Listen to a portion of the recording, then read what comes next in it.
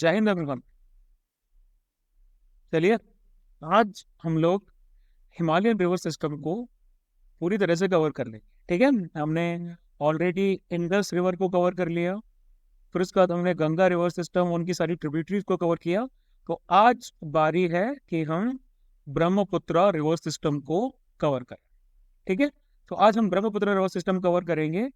अब चलो देखते हैं, ये ज्यादा बड़ा लेक्चर नहीं होगा। ठीक है, तो देखो भाई, ब्रह्मपुत्र नदी या फिर नद की हम बात करें, जनरली ब्रह्मपुत्र को नद कहा जाता है, नदी नहीं कहा जाता, नद कहा जाता है, क्योंकि इसका वॉल्यूम बहुत ज्यादा है, इसकी लेंथ भी काफी ज्यादा है, तो इसकी ये वास्टनेस है, इसकी वजह से ब्रह्मपुत्र को नद कहा जाता है। ब्रह्मपुत्र वर्ल्ड की one of the greatest reverse की कैटेगरी में आती है। कहाँ से स्टार्ट होती है भाई? ये स्टार्ट होती है भाई यहाँ से। ये जगह है हमारी कैलाश, कैलाश रेंज है। यहाँ पर एक ग्लेशियर आता है, उस ग्लेशियर को कहा जाता है चेमायंग, चेमायंग डोंग, हाँ, चेमायंगडोंग ग्लेशियर। ठीक है, ये बेसिकली कैलाश रेंज के चेमायंगडोंग ग्लेशियर नियर मानसरोवर लेक, यहाँ से स्टार्ट होती है। और यहाँ पर इसका नाम क्या होता है भाई? यहाँ पर इसका नाम होता है यारलंग सांगपो।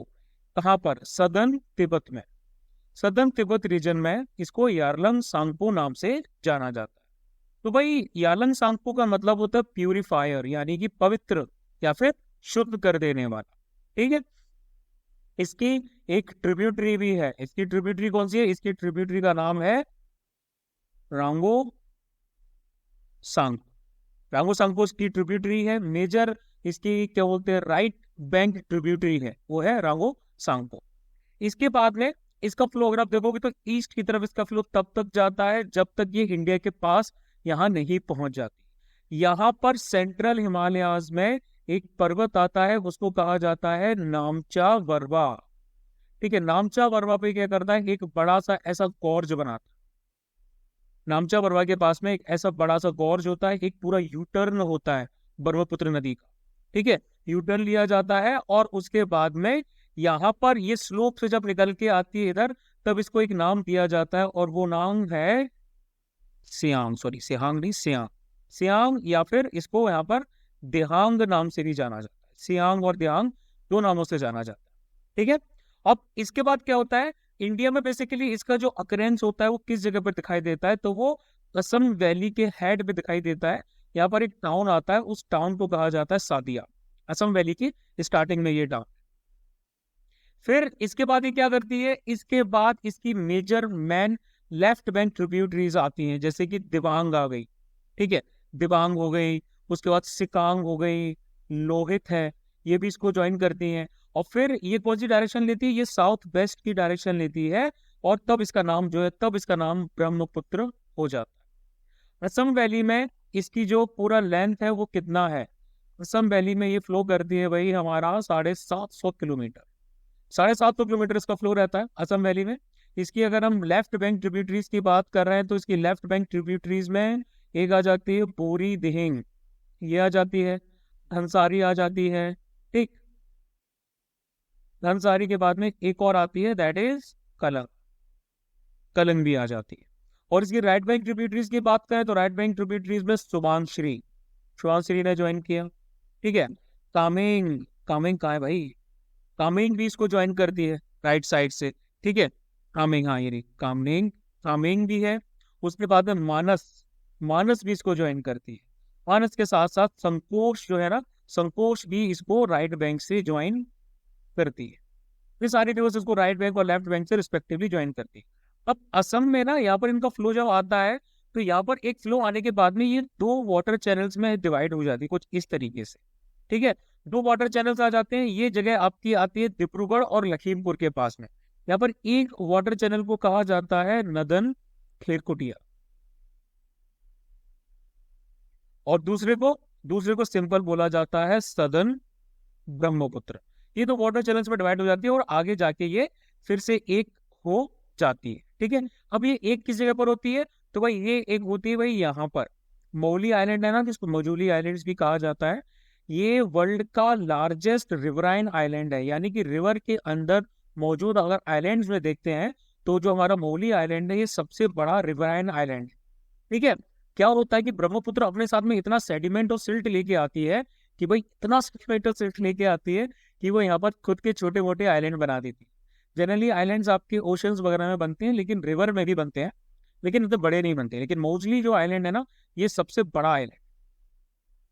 अब अगर हम इसकी बात कर रहे हैं भाई गुवाहाटी में, तो भाई गुवाहाटी में इसकी जो नैरोनेस है ना, वो तकरीबन 1 किलोमीटर तक रह जाती है, यानी इसकी विड्थ की बात कर रहे हैं, इससे ज्यादा नहीं होती है। बाकी जगह और भी बहुत ज्यादा इसकी विड्थ रहती है। फिर ये धुबरी के पास, धुबरी नाम की जगह है, धुबरी, ये बेसिकली आता है आपका गारो हिल्स के नीचे। गारो हिल्स के नीचे ना धुबरी आता है। यहाँ धुबरी में ये बांग्लादेश में एंटर कर लेती है। अब इसके साथ एक और रिवर आती है तीस्ता। तीस्ता कहाँ से स्टार्ट होती है? तीस्ता आपकी स्टार्ट होती है कंचनजंगा हिल से। कंचनजंगा हिल से स्टार्ट होती है, कंचनगिरी भी बोला जाता है उस साइड उसको। तो कंचनजंगा से तीस्ता आपकी स्टार्ट होती है और वो उसको क्या करती है, ऐसे राइट से ज्वाइन करती है। ठीक है। और जब ये बांग्लादेश में आ जाती है तो इसको जमुना नाम से जाना जाता है। ठीक है। ये पद्मा के साथ में आगे जाके भाई मिल जाती है, फिर इसमें मेघना भी मिल जाती है, और फिर ये बे ऑफ बंगाल में ड्रेन कर जाती है। तो ये था भाई हमारा ब्रह्मपुत्र रिवर सिस्टम का पूरा फ्लो। नेक्स्ट हम ब्रह्मपुत्र रिवर की ट्रिब्यूटरीज की बात करते हैं। तो सबसे पहले ब्रह्मपुत्र रिवर की जो ट्रिब्यूटरी है शंकोस, इसकी बात करें, ये भूटान की मेन रिवर है। ठीक है। भूटान की जो मेजर रिवर है उसमें शंकोस आती है, और ये ब्रह्मपुत्र रिवर से जो है धुबरी के जस्ट नीचे ही मिलती है। ठीक है। ब्रह्मपुत्र रिवर से धुबरी के नीचे मिलती है शंकोस रिवर। और क्या करती है शंकोस रिवर? हमारे असम और अरुणाचल प्रदेश, इन दोनों के बीच में एक बाउंड्री का काम भी करती है। ठीक है। इसको पूना सांग नाम से जाना जाता है भूटान में। भूटान में इसका जो नाम है दैट इज पूना सांग। ठीक है। ठीक, पूना सांग आगे क्या था? पूना सांग शू, हाँ पूना सांग, पूना सांग शू नाम से इसको जाना जाता है भूटान। ठीक है। दूसरी रिवर आती है दैट इज मानस। मानस आपकी जो है वो एंटीसीडेंट रिवर, यानी कि ये आपकी एंटीसीडेंट, हाँ, ये आपके हिमालयाज के अपीवल से पहले से थी। इसका स्टार्टिंग पॉइंट कहाँ है? इसका स्टार्टिंग पॉइंट है तिब्बत में।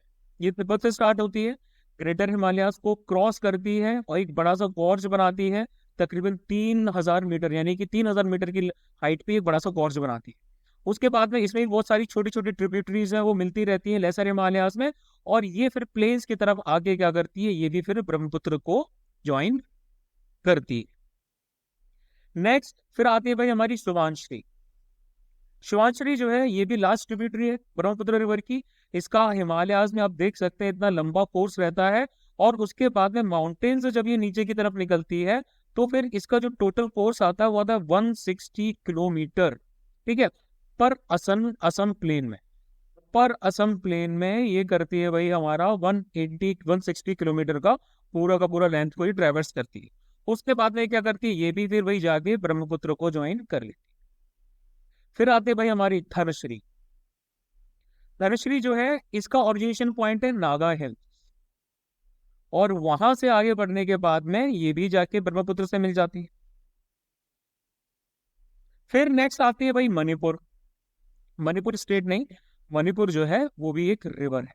मणिपुर भाई आपकी मणिपुर स्टेट के नदन पार्ट में स्टार्ट होती है, और ये क्या करती है, सदर्न टाइप में फॉलो करती है, सदर्न साइड में।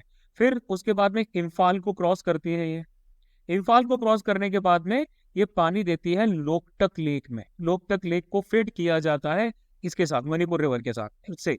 ठीक है। और फिर इसके बाद ये मिलती है एक रिवर जिसको कहा जाता है चिंदविन। चिंदविन वैली में जाके ये चिंदविन रिवर से मिलती है। अब ये जो चिंदविन रिवर है ना, ये भाई आपकी दूसरी रिवर की और ट्रिब्यूटरी है जिसको कहा जाता है इरावदी। इरावदी रिवर बेसिकली कहाँ की है? ये है भाई आपकी म्यांमार की। नोट्स बनाते रहना भाई, बहुत काम आएंगे। ये था भाई हमारा मणिपुर का पूरा सफर। उसके बाद आती है कलदान। कलदान में यहाँ शो नहीं किया है। तो कलदान बेसिकली क्या करती है, ये मणिपुर और मिजोरम के बीच में फ्लो करती है, मणिपुर और मिजोरम के बीच में। ठीक है।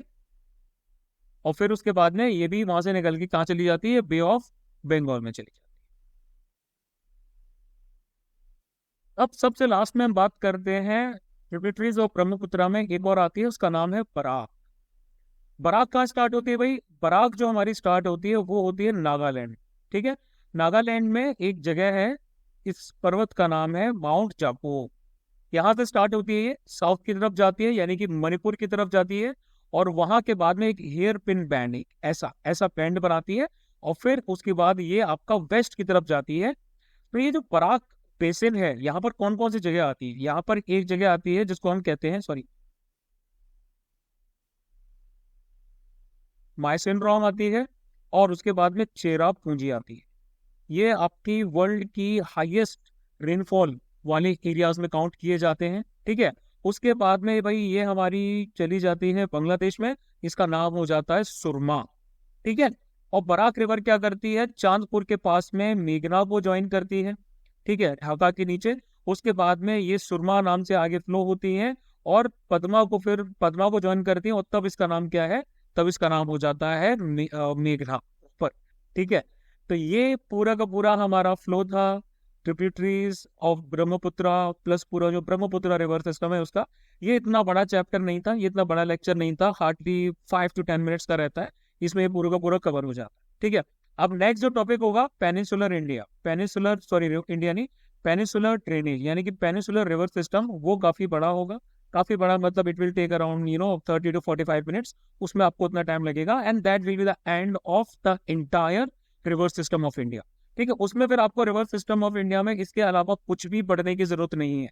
अगर आपको कोई बताता है कि भाई ज्यादा आपको पढ़ने की जरूरत है, तो भाई वो आपको गलत बताता है, ठीक है। सीडीएस के लिए अगर आप पढ़ रहे हैं, एनडीए के लिए अगर आप पढ़ रहे हैं, प्लस अगर आप सीएपीएफ के लिए पढ़ रहे हैं, सो मटेरियल मैं आपको दे रहा हूँ, it is more than sufficient. इसके ज्यादा अलावा आपको कुछ भी करने की जरूरत नहीं है। इतना पढ़िए, अच्छे से पढ़िए, मैप को पढ़ते रहिए। जब भी आप कोई भी रिवर सिस्टम में कुछ भी पढ़ रहे हैं ना, तो मैप को साइड में रखिए। मैप में आपको बताते जाएंगे कि भाई यहाँ से रिवर ओरिजिनेट हो रही है, यहाँ जा रही है, इस डायरेक्शन में जा रही है, ऐसा कर रही है, वैसा कर रही है। तो क्या होता है, तो भाई हमारे दिमाग में एक इमेज बनती रहती है, ठीक है। तो विजुअल क्यूज हमारे दिमाग में बनने बहुत ज्यादा जरूरी है, और विजुअल क्यूज तभी बनते हैं जब हम पढ़ते रहते हैं, जब हम साथ में मैप भी देखते रहते हैं। नहीं तो हमें नहीं पता चलेगा भाई साउथ वेस्ट कहाँ गई, क्या किया। यहाँ पर हम देख रहे हैं कि बराक रिवर एक हेयर पिन बैन बना रही है, ब्रह्मपुत्र रिवर यहाँ पर एक गॉर्ज बना रही है, ये सब हमें दिख रहा है सामने, है ना। तो ये चीज बहुत बेनिफिशियल रहती है। तो भाई इसको देखते रहना, अच्छे से करना, and do share, like, comment, subscribe, जो भी करना है कर सकते हो, ठीक है। चलिए आज के लिए इतना ही। जय हिंद टू यू।